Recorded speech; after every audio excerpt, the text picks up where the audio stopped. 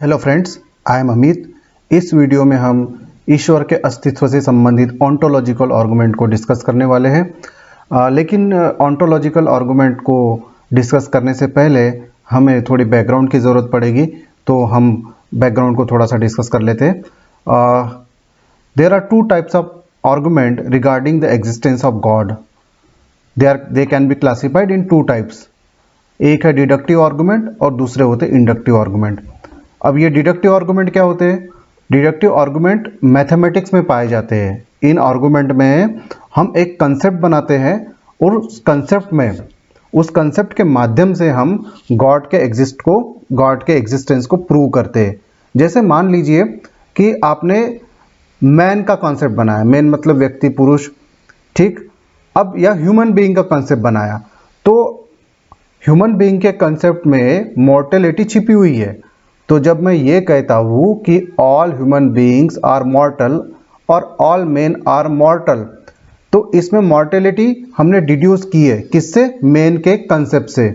तो इन the same way जो deductive argument होते हैं वो भी एक टाइप का कंसेप्ट बनाते हैं, और कंसेप्ट बनाने के बाद में उससे वो गॉड के एग्जिस्टेंस को प्रूव करने की कोशिश करते हैं।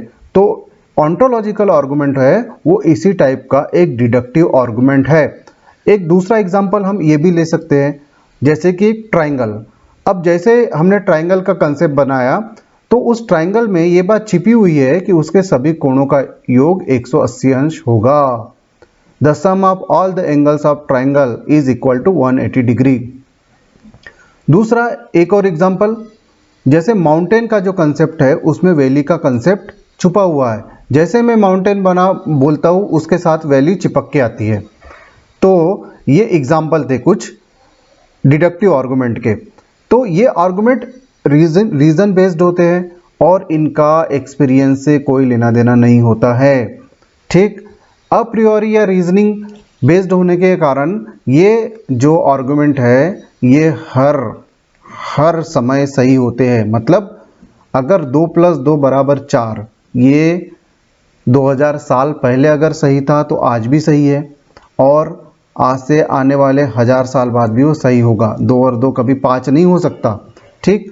लेकिन ये प्लस का जो सिंबल है इसको हम स्पेस एंड टाइम में कहीं पे लोकेट नहीं कर सकते हैं, ठीक। तो जब ये इस टाइप के आर्गुमेंट को अप्रियोरी आर्गुमेंट भी बोला जाता है। इसके अपोजिट होते हैं इंडक्टिव आर्गुमेंट।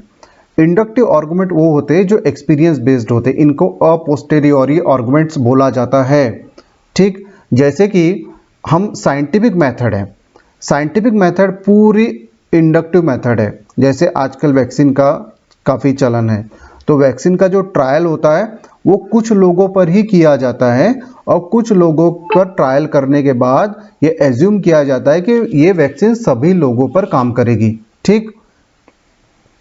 तो हमने सभी लोगों पर टेस्ट किया क्या? नहीं किया, लेकिन हमने we tested some people and deduced the conclusion for all the people, ठीक। तो सम ऑब्जर्वेबल फैक्ट से हम कहाँ पे गए? ऑल ऑब्जर्वेबल फैक्ट्स की ओर, ठीक। तो जो इंडक्टिव आर्गुमेंट है वो इंडक्टिव आर्गुमेंट भी इसी टाइप की मेथड को फॉलो करेंगे। तो इंडक्टिव आर्गुमेंट की खास बात क्या है कि इसमें चीज़ें स्पेस एंड टाइम में हम लोकेट कर सकते हैं, ठीक। लेकिन अगर हम स्पेस एंड टाइम में चीज़ें लोकेट कर सकते हैं तो क्या इससे भगवान का अस्तित्व साबित होता है? या कोई हम डिडक्टिव प्रूफ अगर यूज़ करते हैं तो क्या उससे भगवान का अस्तित्व साबित होता है? तो दोनों ही टाइप के जो आर्गुमेंट है they have their on characteristics, और उनकी अपनी कमियां हैं और अपनी खूबियां हैं। जैसे जो डिडक्टिव आर्गुमेंट है वो हर कंडीशन में सही है, लेकिन उसको स्पेस एंड टाइम में लोकेट नहीं कर सकते। लेकिन इंडक्टिव आर्गुमेंट को आप स्पेस एंड टाइम में लोकेट कर सकते हो, लेकिन जरूरी नहीं कि जो बात एक व्यक्ति के लिए सही हो वो हजारों व्यक्तियों के लिए भी सही हो। मतलब वैक्सीन कई बार फेल भी हो जाती है, ठीक। तो डिडक्टिव आर्गुमेंट नेसेसरी है, मतलब उससे आप भगवान का अस्तित्व साबित कर सकते हो, लेकिन आप भगवान को एक्सपीरियंस नहीं कर पाओगे। दूसरी तरफ इंडक्टिव आर्गुमेंट में आप उसको एक्सपीरियंस करोगे। और द मोमेंट आई से आई एक्सपीरियंस द गॉड, तो आपने क्या कर दिया, गॉड को स्पेस एंड टाइम में लोकेट कर दिया। जो भी चीज हम एक्सपीरियंस करते हैं वो स्पेस एंड टाइम में एग्जिस्ट करती है, और जब आप स्पेस एंड टाइम में किसी चीज को आप लोकेट करते हो तो वो लिमिटेड हो गई, लेकिन गॉड तो इनफाइनाइट है। ठीक, तो इस तरीके से हम देखते हैं कि दोनों ही आर्गुमेंट अपनी अपनी जगह पूरा प्रयास करते हैं भगवान को साबित करने का, लेकिन वो कितने सफल हो पाते हैं ये हमको आर्गुमेंट को डिस्कस करने के बाद ही पता चलेगा। Hello friends, I am Amit. इस वीडियो में हम ऑन्टोलॉजिकल आर्गुमेंट का रिमेनिंग पार्ट डिस्कस करेंगे, और इसके पहले वाले वीडियो में हमने इंडक्टिव डिडक्टिव मेथड को समझा था। तो आर्गुमेंट को समझने से पहले उन दोनों मेथड को जरूर समझे। ठीक, ontological argument basically bunch of argument है जिसको अलग अलग फिलोसोफर द्वारा दिया गया है।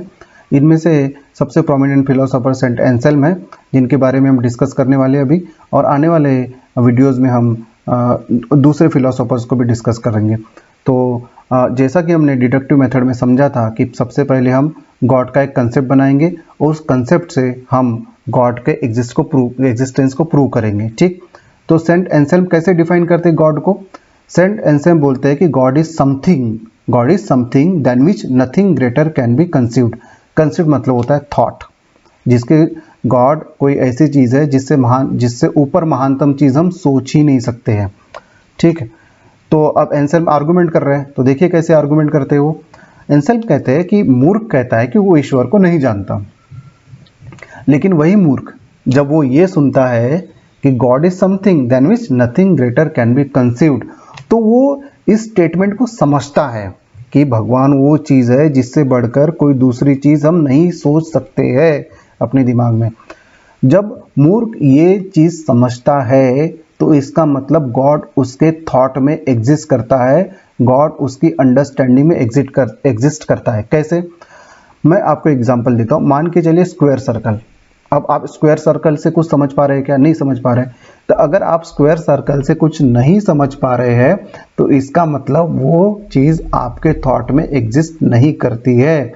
मतलब you could not understand square concept of square circle, hence it does not exist in your thought. इसी तरीके से सन ऑफ अ बैरन मदर, इससे आप क्या समझ में आया आपको? इसको आप नहीं समझ सकते हैं। ठीक, son of a barren mother, square circle, ये ऐसे कंसेप्ट है जिसको आपका दिमाग नहीं समझ सकता है। जब आपका दिमाग नहीं समझ सकता है तो आपके दिमाग में एग्जिस्ट ही नहीं करता है। लेकिन गॉड का कंसेप्ट क्या है? गॉड का concept, God is something then which nothing greater can be conceived. ये ऐसा कंसेप्ट है जिसको मूर्ख जब सुनता है तो वो समझता है। जब मूर्ख ने सुना और उसने समझा, इसका मतलब हो गया कि वो कंसेप्ट उसके दिमाग में एग्जिस्ट हो गया। ठीक, मतलब अब गॉड एटलीस्ट उसके थॉट में एग्जिस्ट करता है। ठीक, लेकिन इसका मतलब है कि गॉड पॉसिबल है, स्क्वायर सर्कल की तरह नहीं है। स्क्वायर सर्कल तो इम्पॉसिबल चीज होगी, मतलब गॉड का एग्जिस्टेंस पॉसिबल है। ठीक, अब being than which nothing greater can be conceived, ये सिर्फ थॉट में एग्जिस्ट करेगा क्या?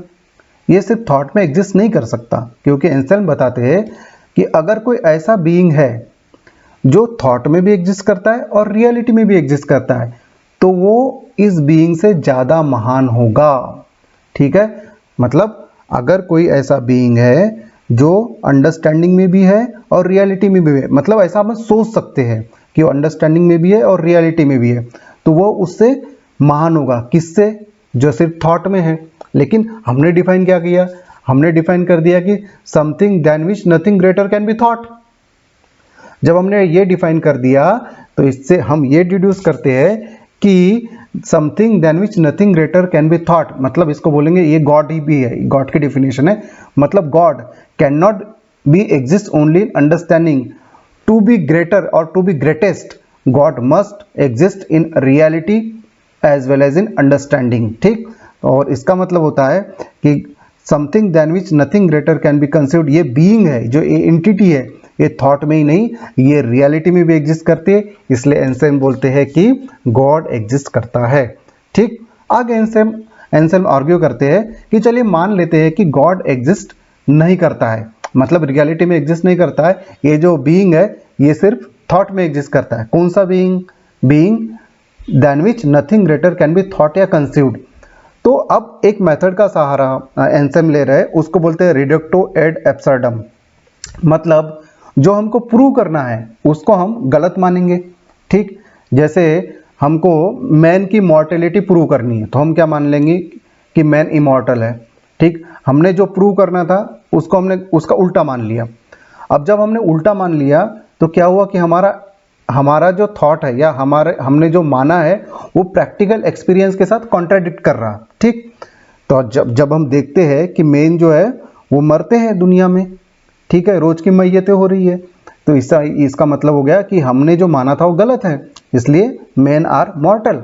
इन द सेम वे जो प्रूव करना है उसको इनसे हम गलत मान के चलते हैं। चलिए मान लेते हैं, इनसे हम आर्ग्यू करते हैं कि भगवान जो है वो सिर्फ इंटेलेक्ट में एग्जिस्ट करता है, सिर्फ अंडरस्टैंडिंग में एग्जिस्ट करता है।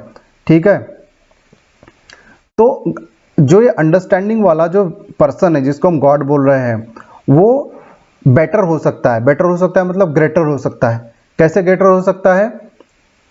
अगर वो रियलिटी में भी एग्जिस्ट करता है तो आप ये जो तीसरा है इसको आप पढ़िए, मतलब God is being than which greater is possible. इसको ऐसा ही बोलना पड़ेगा ना, क्योंकि गॉड जो है अभी तो सिर्फ अंडरस्टैंडिंग में ही है, इसलिए गॉड से बेहतर एक बीइंग पॉसिबल है। कौन सा बीइंग पॉसिबल है? जो रियलिटी में भी एग्जिस्ट करता है और थॉट में भी एग्जिस्ट करता है। ठीक है, अगर ये सही है तो ये जो गॉड, ये आप स्क्रीन पे देख पा रहे हैं, मैंने स्टेटमेंट लिखा है God is a being than which greater is possible, ऐसा हम लिख सकते हैं। अब ये इस स्टेटमेंट से क्या करिए, अब गॉड को हटा के ये वाला जोड़ दीजिए जो आप बोल्ड लेटर में देख पा रहे होंगे, the being than which none greater is possible. अब पूरा स्टेटमेंट पढ़िए, the being than which none greater is possible is a being than which greater is possible. भाई ये कैसे पॉसिबल है? जिसके बड़ा कोई हो ही नहीं सकता, वो ऐसी चीज है जिससे बड़ा संभव है, ये तो कॉन्ट्रडिक्शन हो गया। इसलिए ये फॉल्स है कि गॉड सिर्फ अंडरस्टैंडिंग में ही एग्जिस्ट करता है। गॉड अंडरस्टैंडिंग के साथ साथ रियलिटी में भी एग्जिस्ट करता है, हेंस गॉड एग्जिस्ट। अगला इसका दूसरा एंसेल्म का दूसरा आर्गुमेंट ये कहता है कि ये जो बीइंग जिसके बारे में हमने बात की है अभी अभी, वो ऐसा बीइंग है जिसके बारे में हम ये नहीं सोच सकते कि ये कभी भी नॉन एग्जिस्टेंट हो सकता है, मतलब इसका अस्तित्व हमेशा बरकरार रहता है। अगर चलिए सपोज हम इसका नॉन एग्जिस्टेंस सोच सकते हैं तो ये उस बीइंग से कम ग्रेटर होगा जिसका नॉन एग्जिस्टेंस हम नहीं सोच सकते हैं। ठीक है, फिर से रिपीट कर रहा हूं, अगर ये बीइंग ऐसा बीइंग है जिसका नॉन एग्जिस्टेंस हम सोच सकते हैं, इन दैट कंडीशन ये जो बीइंग है कौन सा, the being than which nothing greater can be conceived. इस बीइंग का नॉन एग्जिस्टेंस अगर हम सोच सकते हैं तो ये उस बीइंग से छोटा होगा जिसका नॉन एग्जिस्टेंस हम नहीं सोच सकते हैं। लेकिन हमारी डेफिनेशन क्या है कि God is a being than which nothing greater can be thought, मतलब ऐसा हम तो नहीं सोच सकते हैं ना। इसलिए एंसेल्म आर्ग्यू करते हैं कि इस बीइंग का नॉन एग्जिस्टेंस नहीं सोचा जा सकता है, क्योंकि इस बीइंग का नॉन एग्जिस्टेंस सोचा गया तो ये उस बीइंग से छोटा होगा जिसका नॉन एग्जिस्टेंस नहीं सोचा जा सकता है। इसलिए गॉड नेसेसरीली एग्जिस्ट करता है। ठीक है, हेंस गॉड एग्जिस्ट। तो ये एंसेल्म के दो मेन आर्गुमेंट है। आने वाले वीडियोस में हम डेकार्ट्स और लेबनिज को देखेंगे। ठीक है, और इसके क्रिटिक्स भी हम आने वाले वीडियो में देखने वाले हैं। और दूसरी इंपॉर्टेंट बात कि कोई भी एग्जाम्पल अगर आपको लिखना है तो जो स्क्रीन पे लिखा हुआ है स्लाइड पे उसी एग्जाम्पल को आपको लिखना है। मेरे बोले वाले एग्जाम्पल जो मैं समझाने के लिए देता हूँ आपको नहीं लिखना है। तो मिलते एक और अगले वीडियो में। Thank you so much. Hello friends, I am Amit. इस वीडियो में हम ऑन्टोलॉजिकल आर्गुमेंट का रिमेनिंग पार्ट डिस्कस करने वाले हैं। तो हम डेकार्ट से शुरू करते हैं।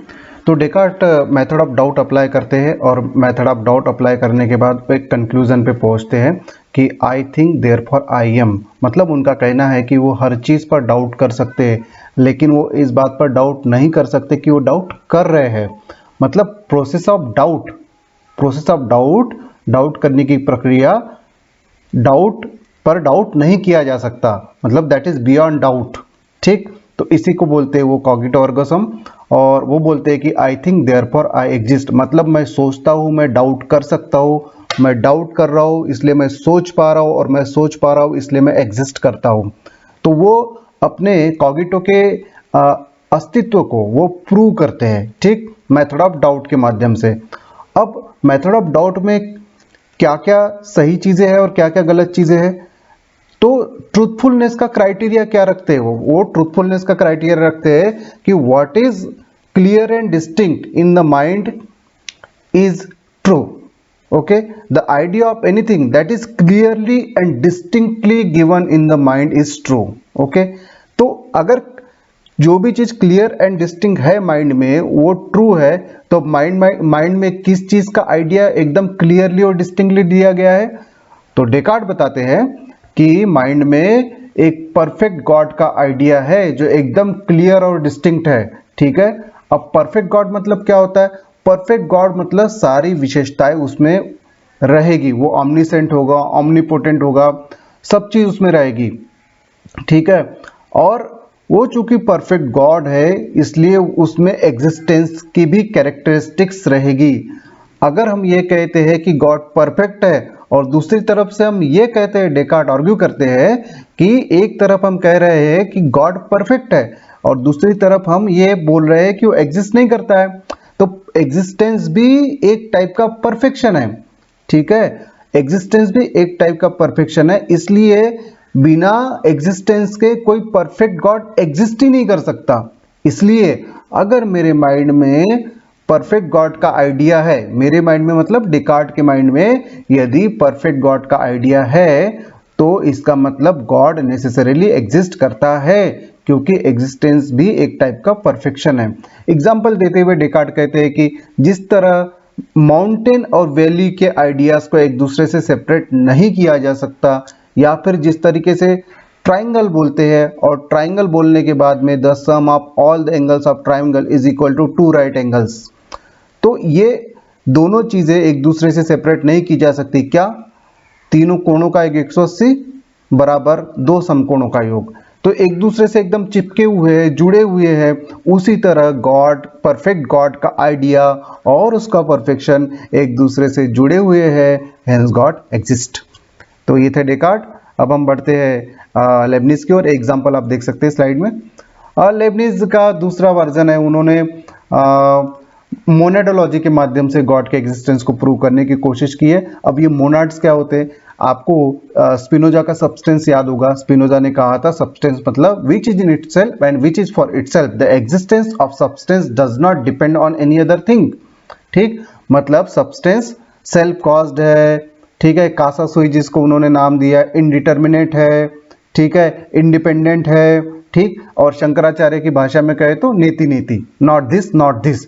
ठीक, अब ये जो स्पिनोजा का सब्सटेंस है इसको इनफाइनाइट टुकड़ों में तोड़ दीजिए। तो अगर आप स्पिनोजा के सब्सटेंस को इनफाइनाइट टुकड़ों में तोड़ देते हैं तो वो लेबनिज के मोनाड बन जाते हैं। तो हर एक मोनाड कैसा हुआ? इंडिपेंडेंट हुआ, सेल्फ कॉज्ड हुआ, एटर्नल हुआ। ठीक है, और इन मोनाड्स का कैरेक्टरिस्टिक्स क्या है? इन मोनाड्स की हायरार्की बनी है। हायरार्की मतलब क्या है? ये ऐसे हायरार्की बनी है। ठीक है, हायरार्की जैसे नंबर सिस्टम की कैसे हायरार्की होती है, 1 2 3 4, आप जैसे जैसे ऊपर जाएंगे वैसे वैसे नंबर बढ़ते जाते हैं। ठीक है, और दूसरी चीज नंबर 2 में नंबर 1 भी छिपा हुआ है, इसी तरीके से ऊपर वाले मोनाड में नीचे वाला मोनाड भी छिपा हुआ है। तो और मोनाड के कैरेक्टरिस्टिक्स है कि लोअर मोनाड लेस एक्टिव है और अपर मोनाड ज्यादा एक्टिव है। ठीक है, तो ये सबसे नीचे वाला मोनाड जो है वो लेस एक्टिव और सबसे हाईएस्ट मोनाड जो है हाईली एक्टिव रहेगा। ठीक, और हर मोनाड की दो खासियत है। एक तो ये अपनी क्षमता के हिसाब से वर्ल्ड को रिफ्लेक्ट करता है। ठीक है, तो इसको बोलेंगे हम परसेप्शन। और दूसरा वो उसमें एपेटाइट है, काय किस बात की एपेटाइट है? कि हायर मोनाड बनने की। ठीक है, और मतलब इसमें हर मोनाड में पॉसिबिलिटी है। क्या पॉसिबिलिटी बनती है? कि हायर मोनाड वो बन सकता है। ठीक, तो अगर इन मोनाड की हायरार्की है और इनको हायरार्की से अरेंज किया जाए तो सबसे ऊपर कौन सा मोनाड रहेगा? सबसे ऊपर वो मोनाड रहेगा जिसमें सारी पॉसिबिलिटीज एक्चुअलाइज हो चुकी है। मतलब इसमें कोई और पॉसिबिलिटी नहीं बची है जो एक्चुअलाइज होने की है। ठीक है, इसका मतलब अगर गॉड पॉसिबल है तो वो एग्जिस्ट करता है। ठीक है, क्योंकि अगर गॉड पॉसिबल है तो सारी पॉसिबिलिटी कहाँ पे एक्चुअलाइज हो रही है? सुपर मोनाड में एक्चुअलाइज हो रही है, इसलिए गॉड एग्जिस्ट करता है। इस तरीके से गॉड का एग्जिस्टेंस मोनाडोलॉजी के माध्यम से लेबनिज प्रूव करते हैं। लेबनिज आगे प्री एस्टेब्लिश्ड हार्मोनी का भी कंसेप्ट देते हैं कि गॉड जो है चूंकि मोनाड विंडोलेस है तो एक दूसरे के साथ इंटरैक्ट नहीं कर सकते हैं, इसलिए एक मोनाड को दूसरे मोनाड्स के मतलब एक मोनाड में होने वाली प्रक्रिया दूसरे मोनाड में रिफ्लेक्ट करने के लिए वो गॉड का सहारा लेते हैं। That is logical necessity to introduce the concept of pre established harmony.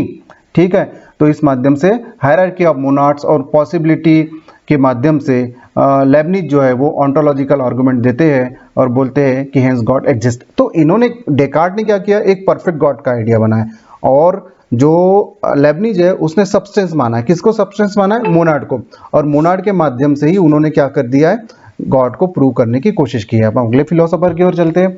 अगले फिलोसोफर है मैल्कम साहब। मैल्कम साहब क्या करते हैं, एंसेल्म को एनालाइज करते हैं और बोलते हैं कि जो पॉसिबिलिटी जो परफेक्ट गॉड का आइडिया है वो एंसेल्म ने भी दिया, ऐसा उनका बोलना था, और वो उसको क्रिटिसाइज करते हैं और फिर वो एंसेल्म में सुधार करते हैं प्रोस्टोलॉजियम 3 को एनालाइज करते हुए, और वो कहते हैं कि प्रोस्टोलॉजियम 3 में जो एंसेल्म ने लिखा है उसको एनालाइज कर रहे हैं। उसको एनालाइज करते हुए कहते हैं कि अगर गॉड जो है, अगर गॉड एग्जिस्ट नहीं करता तो उसको आप मतलब उसको एग्जिस्टेंस में नहीं लाया जा सकता। जैसे मान के चलिए कि कोई मोबाइल आज की डेट में एग्जिस्ट नहीं करता तो उसको अपन एग्जिस्टेंस में ला सकते हैं, लेकिन गॉड ऐसी चीज है, ऐसी एंटिटी है जिसको जो एग्जिस्ट नहीं करती तो आप उसको एग्जिस्टेंस में नहीं ला सकते, क्योंकि अगर गॉड को किसी चीज ने बनाया है तो गॉड अपने एग्जिस्टेंस के लिए उसके ऊपर डिपेंड हो जाएगा। जैसे मटके को पोटर बनाता है तो मटका किसके ऊपर डिपेंड हो गया? पोटर और मिट्टी के ऊपर डिपेंड हो गया। लेकिन गॉड तो ऐसा है कि किसी के ऊपर डिपेंड नहीं हो सकता, और डिपेंड हो गया तो नष्ट भी हो जाएगा, कॉज खत्म तो इफेक्ट भी खत्म। उसी तरीके से गॉड अचानक प्रकट नहीं हो सकता। क्यों अचानक प्रकट नहीं हो सकता? क्योंकि तब गॉड में कैपेबिलिटी नहीं रहेगी खुद को क्रिएट करने की, तो गॉड अचानक प्रकट नहीं हो सकता, गॉड को कोई क्रिएट भी नहीं कर सकता, ये स्टेटमेंट ध्यान रखिए। और दूसरे तरीके से गॉड जो है, गॉड को कोई नष्ट भी नहीं कर सकता, क्योंकि नष्ट अगर उसने कर दिया तो फिर लिमिटेड हो जाता है। ठीक है, और गॉड कहीं गायब भी नहीं हो सकता। तो मतलब चारों चीजें, गॉड को पैदा नहीं किया जा सकता, गॉड को नष्ट नहीं किया जा सकता, गॉड अचानक पैदा भी नहीं हो सकता, अचानक गायब भी नहीं हो सकता। अगर ये चारों पॉसिबिलिटी को हम विचार करें तो इसका मतलब ये निकलता है कि गॉड का एग्जिस्टेंस या तो इम्पॉसिबल है, इम्पॉसिबल मतलब वो हो ही नहीं सकता है। लेकिन हमने कंसेप्ट में क्या माना है? एंसेल्म ने कंसेप्ट में माना है कि God is something that means nothing greater can be conceived, और हम ये पहले ही प्रूव कर चुके हैं कि इस चीज का अस्तित्व हो सकता है। मतलब ये स्क्वायर सर्कल की तरह इम्पॉसिबल चीज नहीं है, तो ये अपने कंसेप्ट के अलग जाएगा। मतलब गॉड को अगर आप इम्पॉसिबल बोलते हैं तो that is against very basic premise of Anselm, इसलिए गॉड इम्पॉसिबल नहीं है। अगर गॉड इम्पॉसिबल नहीं है, उसको एग्जिस्टेंस में नहीं ला सकते हैं, वो अचानक पैदा भी नहीं हो सकता है, तो इस कंडीशन में गॉड नेसेसरी एग्जिस्ट, मतलब गॉड का एग्जिस्टेंस हमेशा है। जैसे एक लाइन जो है इसको आपने पैदा किया, ठीक है, इसको मिटा दिया, लेकिन कोई ऐसी लाइन है जो पैदा भी नहीं होती और नष्ट भी नहीं होती, मतलब वो नेसेसरीली एग्जिस्ट करती है। ठीक है, तो इस तरह से मैल्कम साहब गॉड का नेसेसरी एग्जिस्टेंस प्रूव करते हैं। ठीक है, अब हमने लगभग मेन फिलोसोफर देखे। एक प्लांटिंगा साहब छूट गए हैं, उनको भी आप चाहे तो हम देखेंगे, और आने वाले वीडियो में हम इसको क्रिटिसाइज करेंगे इस आर्गुमेंट को। तो अगर आपको वीडियो पसंद आता है तो लाइक और शेयर करिए। Thank you.